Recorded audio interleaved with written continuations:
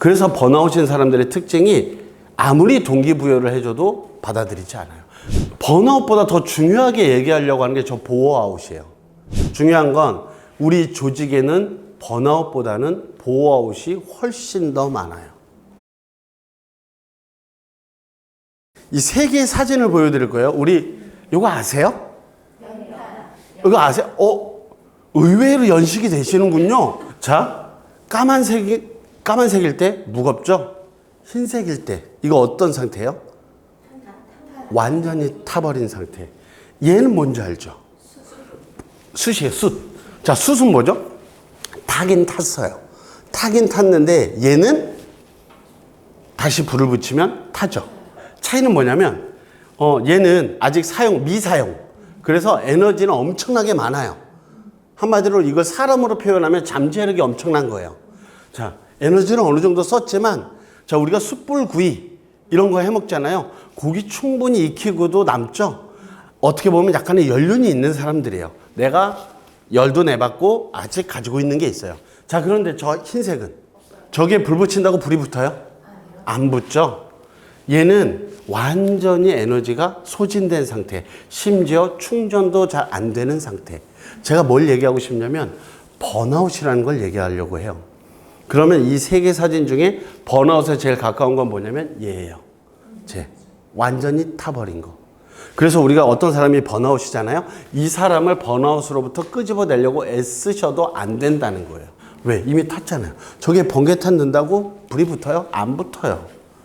새 걸로 교체해 줘야 돼요. 그래서 번아웃인 사람들의 특징이 아무리 동기부여를 해줘도 받아들이지 않아요.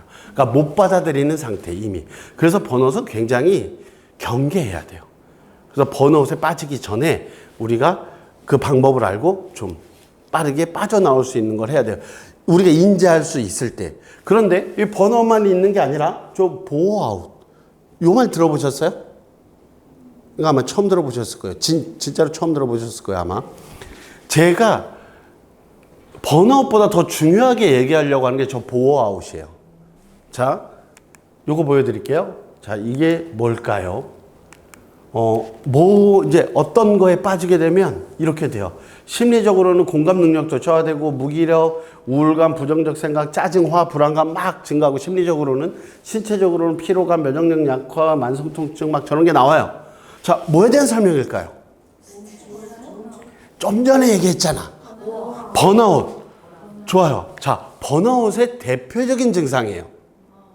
중요한 건 보어아웃의 대표적인 증상이에요. 무슨 말인지 아시겠어요? 번아웃과 보어아웃은 증상이 같아요.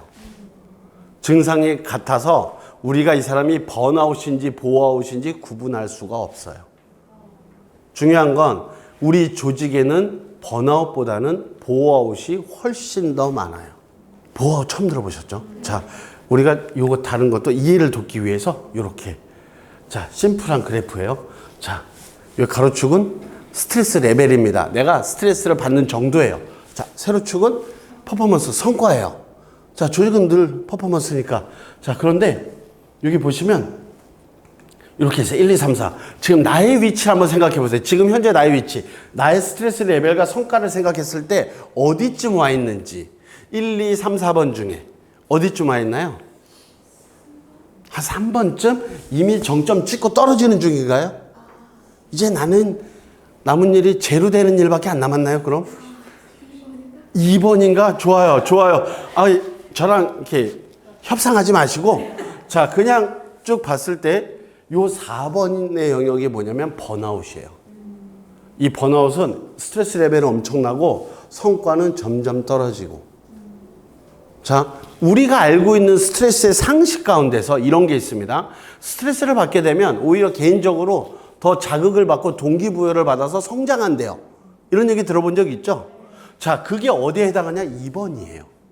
2번은 스트레스 레벨이 올라가면 올라갈수록 점점점 성과가 올라가요.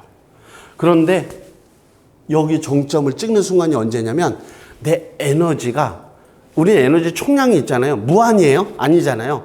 지치니까 우리가 잠도 자고 쉬기도 하고 주말에 여행도 다니고 막 이러면서 충전을 하는 건데, 자, 내 충전하는 속도보다 소진되는 속도가 빨라지는 시기가 3번이에요. 여기서부터 우리가 흔히 얘기해서 지쳤다라는 표현을 써요. 그래서 점점 지치다가 자 4번까지 가게 되면 여기는 이제 더 이상 내가 컨트롤하기 힘든 영역. 그렇다면 제가 1번만 설명을 안 드렸죠. 이게 보어아웃이에요. 보어아웃은 뭐냐면 자 완전 정반대예요. 근데 증상이 같아요. 스트레스 레벨 별로 안 올라가 있잖아요. 성과 없어요. 중요한 건 이 사람들이 스트레스는 별로 없는데 여기. 그렇다면 이 보어아웃이란 말이 원래 없었냐? 그렇지 않아요. 우리는 굉장히 엘리트죠. 자, 우리 그렇다고 해요. 자, 엘리트죠. 자, 우리가 대학 다니면서 배웠던 과목들 다 기억나요? 몇 과목이었는지? 그럴 리가 없어요. 엄청나게 전문적인 내용을 상당히 많이 배웠습니다. 그런데 그걸 여기서 지금 다 써먹고 있나요? 직장에서? 아니에요. 심지어 세분화되어 있어요. 영업팀 내에서도 쪼개요. 뭐 인사총무팀 예전에는 뭐 총무팀 하나에 다 했는데 인사 교육 담당 뭐 다 쪼개요. 일을 쪼개는 이유가 뭐겠어요?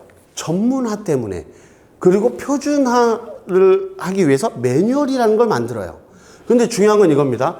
매뉴얼을 만들고 자 우리가 능력이 다른 사람들이 들어가서 어느 정도 이상의 성과를 내기 위해서는 그 매뉴얼이 잘 돼 있어야 되죠. 그래야 그대로 따라가서 이렇게 성과를 내니까 그렇게 돼야 되는데 이게 자 여기서 지루함을 느끼기 시작해요. 예를 들면 이런 거예요. 정말 중요한 게 이런 겁니다. 정리정돈을 막 잘해놔라. 이거 보고서를 쓸 때는 꼭 우리 이 형식에 야 이거 틀렸잖아. 요즘 그런 거 많이 사라지는 추세지만 여전히 우리가 맞춰야 되는 양식과 이런 거에 시간을 엄청나게 소비하고 있고요. 실제로 우리가 하는 거죠. 자 막 비품도 채워야 돼요. 뭐도 해야 돼요. 사실 우리 업무가 아니에요. 우리의 전문성이 전혀 필요하지 않지만 이 조직이 제대로 굴러가기 위해서 막내는 원래 그런 거야 라고 되는 것들 그런 걸로 점점 지루함의 시간이 늘어나고 있어요. 내 전문성이 발휘되는 게 아니고 과거에는 왜 신경 안 썼냐?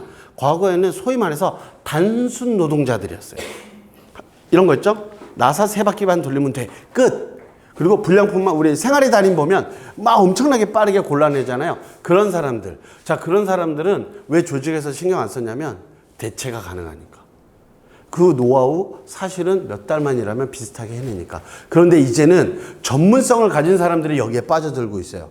여기에 가장 중요한 포인트가 지루함, 지겨움이에요. 제가 가끔 이런 걸 보여줘요. 그 회사 사진을 보여줘요. 그러면 이 사진을 보시면 어떤 생각이 드세요? 라고 하면 왜 막 가슴이 설레고 막 흥분되고 막 기분이 좋아지나요? 그게 아니거든요. 아, 또 왔어. 아, 벌써 지루해졌어. 이 얘기 뭐냐면, 우리가 하는 일 중에서 이렇게 단순화된 일, 우리가 단순 작업으로 처리하는 일 상당히 많죠. 그렇게 하는 일들만 많이 하다 보니까 전체 우리가 일하는 시간 가운데서 이 지루함의 시간이 늘어나고 있어요. 그것 때문에 생기는 게 보어아웃이에요. 그 보어라는 뜻은 보redom, 지루함의 보어아웃. 그런데 왜 이게 중요하냐? 번아웃과 증상이 똑같기 때문에 대부분의 사람들은 보아웃입니다. 번아웃은 너무 열심히 일해서 너무 열심히 일한 거예요. 아니면 왜 우리 꿈은 크게 가져라 했잖아요. 꿈이 크면 클수록 번아웃에 빠져요.